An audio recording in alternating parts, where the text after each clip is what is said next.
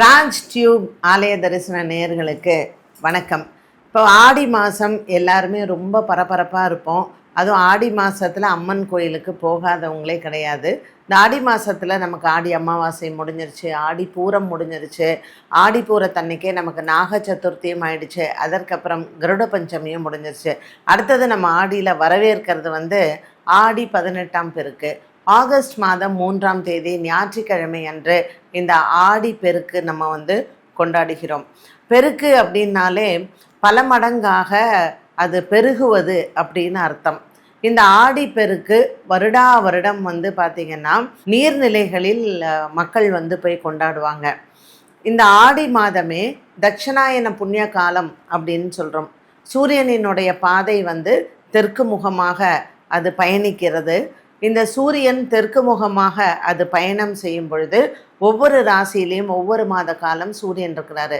So இந்த அடுத்த 6 மாத காலம் நமக்கு உத்தராயணம் வரும் வரைக்கும் இந்த தட்சிணாயன புண்ணிய காலம் சூரியனினுடைய அந்த பாதையில் சூரியனுடைய அதனுடைய தன்மை குறைந்து கொண்டே இருக்கும்.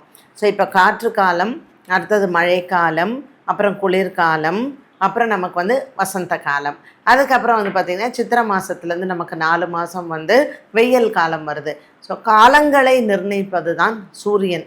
சூரியனினுடைய பாதை இப்போ தேவர்களுக்கு இரவு பொழுது ஆரம்பம். இப்படிப்பட்ட ஒரு அருமையான இந்த ஆடி மாதத்தில் இந்த ஆடி 18ஆம் பெருக்கு அப்படிங்கிறது ஆடி மாதம் 18ஆம் தேதி கொண்டாடுகிறோம்.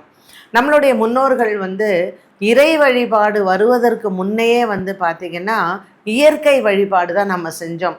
வானம், பூமி, காற்று, மழை, அக்னி, நீர் இதையெல்லாம் தான் நம்ம வணங்கி கொண்டிருந்தோம். இந்த வழிபாட்டு முறைகள் எல்லாமே பார்த்திங்கன்னா இந்த இயற்கையை நம்ம வழிபடக்கூடிய இந்த வழிபாட்டு முறைகளை ஒவ்வொரு மாதத்தில் ஒவ்வொரு மாதிரி வச்சாங்க.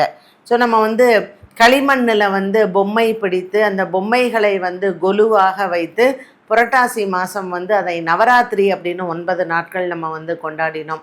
இப்படி ஒவ்வொரு மாதமும் இந்த வழிபாட்டை நம்ம செய்கிறோம். இந்த ஆடி மாதம் 2 விஷயத்திற்கு நம்ம வழிபாட்டை நம்ம முன்னோர்கள் வைத்தார்கள். ஒன்று மண், பிருத்திவின்னு சொல்கிறோம் இல்லையா, மண். அப்போ சூரியனினுடைய அந்த கதிர்கள் மண் மேலே எப்படி விழருது இந்த ஆடி மாதம். அப்போ பயிரிடக்கூடிய பயிர்கள் நல்லா விளையணும், நமக்கு நல்ல மழை வரணும், அப்போ மக்கள் எல்லாம் சந்தோஷமாக இருக்கணும் அப்படிங்கிறது தான் இந்த ஆடி மாதத்தினுடைய சிறப்பே. அதில் தான் இந்த ஆடி மாதத்தில் மண்ணுக்கு பெருமை தரக்கூடிய வகையில் ஆடி வெள்ளிக்கிழமை மற்றும் ஆடி ஞாயிற்றுக்கிழமைகளெல்லாம் புத்து இருக்கக்கூடிய ஆலயங்களில் நாக சதுர்த்தி நமக்கு வருது. பூமிக்கு கீழே வாழக்கூடிய உயிரினங்கள் அதில் முக்கியமாக நாகத்திற்கு ஒரு பெருமையை கொடுத்து இந்த நாக சதுர்த்தியை நாம் கொண்டாடுகிறோம். அதுவும் இந்த ஆடி மாதத்தில் தான் நமக்கு வருது. அப்படி இந்த மண்ணுக்கு நம்ம வழிபடக்கூடிய வகையில் சப்தகன்னி வழிபாடுகளும் இந்த ஆடி மாதத்தில் பண்ணுறோம். நீர்நிலைகளை நம்ம வழிபாடு செய்கிறது இந்த ஆடி 18ஆம் பெருக்கில் தான். முன்ன காலத்துல எல்லாம் நமக்கு என்டர்டெயின்மெண்ட், ஒரு உறவினர்கள் கூடி ஒரு பண்டிகையை கொண்டாடணும், ஒரு குடும்பத்தோடு சேர்ந்து நம்ம ஒரு நேரத்தை செலவு பண்ணணும் அப்படிங்கும் பொழுது நமக்கு ஆற்றில் வெள்ளம் பெருக்கெடுத்து வரக்கூடியது ஆடி 18ஆம் தேதி தான். ஸோ அந்த வெள்ளப்பெருக்கு வரும் பொழுது அந்த நீர் நமக்கு நல்ல ஒரு சிகப்பு நிறத்தில் அந்த நீர் வரும் பொழுது நீர்நிலைகளை எல்லாம் சுமங்கலி பெண்கள் என்ன பண்ணுறாங்கன்னா அந்த வாழை மட்டையில் காதோல கருகமணி, அதற்கப்புறம் வெற்றிலை, பாக்கு இதெல்லாம் வச்சு ஒரு அழகாக ஒரு தீபம் ஏற்றி அந்த ஆற்றில் விடுறாங்க. அப்போ நம்மளுடைய அந்த ஆற்றங்கரையிலேயே தாலி பிரித்து அதில் கருகமணி, தாலி, அந்த மஞ்சள் கயிறு எல்லாமே சுமங்கலி பெண்கள் மாற்றுகிறாங்க. ஆற்றங்கரைக்கு வரக்கூடிய சுமங்கலி பெண்களுக்கு தாம்பூலம் கொடுப்பதும் வழக்கமாக இருந்தது. இது காலம் காலமாக ஆடி 18ஆம் தேதி இந்த ஆடி பெருக்கை கொண்டாடுகிறோம். ஆற்றங்கரைக்கு போகும் பொழுது நம்ம உறவினர்கள் எல்லாரையும் பார்க்குறோம், நண்பர்கள் எல்லாரையும் பார்க்குறோம். அதனால என்ன பண்ணாங்கன்னா ஒரு கூட்டமாக கூடி நம்ம அன்றைய நாளில் உணவு அருந்துவது அப்படிங்கிறது வழக்கமாக இருந்தது. அதனால் ஆடி 18ஆம் பெருக்கு அன்னைக்கு கலந்த சாதம் பண்ணணும். அந்த காவேரி தாயார் அப்படியே அந்த கங்கை, காவேரி, யமுனை எங்கே இருந்தாலுமே அந்த வெள்ளப்பெருக்கு எடுக்கக்கூடியது சீமந்தம் பண்ணணும்.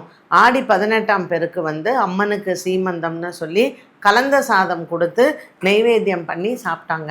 ஸோ நீர்நிலைகளில் வந்து ஆற்றங்கரை இல்லாதவர்கள் என்ன பண்ணுவாங்கன்னா, கிணற்றடியில் தீபம் ஏற்றி கிணற்றுக்கு வந்து அந்த நீருக்கு வந்து பூஜை பண்ணி அந்த கிணற்றுல வந்து புஷ்பங்களை எல்லாம் வைத்து கிணத்தடியில் வந்து பூஜை பண்ணாங்க. இப்போ நாம் பண்ணணும்னா நம்ம வீட்டில் போட்டிருக்கக்கூடிய போர் தான் இப்போ நம்ம போட்டிருக்கோம். அதுவும் சென்னை மாதிரியான இடத்துல நம்ம எங்கே போய் ஆற்றங்கரையில் பூஜை பண்ணுறது நீர்நிலைகளுக்கு? அதனால் உங்கள் வீட்டில் நீங்கள் கிணறாக இருந்தாலும் சரி, இல்லை போர் எடுத்திருந்தீங்கனாலும் சரி, இல்லை அடிப்பம்பு இருந்தால் கூட சரி, அங்கே ஒரு தீபம் ஏற்றி அங்கே வற்றாத நீர் பூமிக்கடியிலிருந்து என்றைக்கும் நமக்கு கிடைக்கணும் அப்படிங்கிறது தான் ஆடி 18ஆம் பெருக்கினுடைய சிறப்பே. ஸோ உங்கள் வீட்டுக்குள்ள என்றைக்கும் இந்த பூமிக்கு கீழே நீர்நிலைகள் நமக்கு வற்றாத ஜீவநதியாக இருக்கணும், மாதம் மும்மாரி மழை பொழியணும் அப்படின்னு சொல்லி நம்மளுடைய மாரி அப்படின்னாலே மழை அப்படின்னு தான் அர்த்தம். ஸோ மழையை கொடுக்கக்கூடிய மாரியம்மன், அவளிடத்தில் நம்ம வந்து இந்த வேண்டுதலை வைத்து இந்த வருடம் வந்து பார்த்திங்கன்னா நமக்கு இந்த ஞாயிற்றுக்கிழமை வந்து ஆடி 18ஆம் பெருக்கு வருது. அது 3வது வாரமாக இருக்குது. ஸோ ரொம்ப விசேஷம். இந்த 3வது வாரம் அம்மன் கோவிலில் கூழ் வார்ப்பதாக இருந்தாலும் சரி, 18ஆம் பெருக்கில் நம்ம வந்து அம்மனுக்கு புடவை சாத்தி எப்பொழுதுமே இங்கே வந்து நமக்கு தண்ணி பஞ்சம் இருக்கக்கூடாது, மழை வரணும் அப்படின்னு சொல்லி நம்ம வேண்டிக்கணும். இன்னொன்றும் நம்ம வேண்டிக்கணும், இந்த நீர்நிலைகள்னால நமக்கு அதிகமாக நீர்நிலைகளில் அழிவும் இல்லாத இருக்கணும். ஸோ தண்ணினால் வெள்ளம் வந்ததுன்னா நமக்கு அழிவு வருது இல்லையா? அதனால் இந்த நீர்நிலைகள்னால நமக்கு அழிவும் ஏற்படக்கூடாதுன்னு சொல்லி அவங்க இடத்துல நம்ம பிரார்த்தனை பண்ணி கலந்த சாதம்லாம் எடுத்துன்னு போயிட்டு அம்பாளுக்கும் அதை நெய்வேத்தியம் பண்ணணும். நீங்கள் வந்து ஸ்ரீரங்கத்தில் வந்து பார்த்திங்கன்னா இன்றைய நாளில் ரங்கநாதர் வந்து காவேரி தாயாருக்கு குறிப்பாக வந்து சீர் வைப்பார். இந்த காதோல கருகமணி இதெல்லாம் சீர் வைத்து காவேரி தாயாருக்கு அவர் வந்து ஆசீர்வாதத்தை செய்து விட்டு போவார். இது வருடம் ஸ்ரீரங்கத்தில் நடக்கக்கூடியது தான்.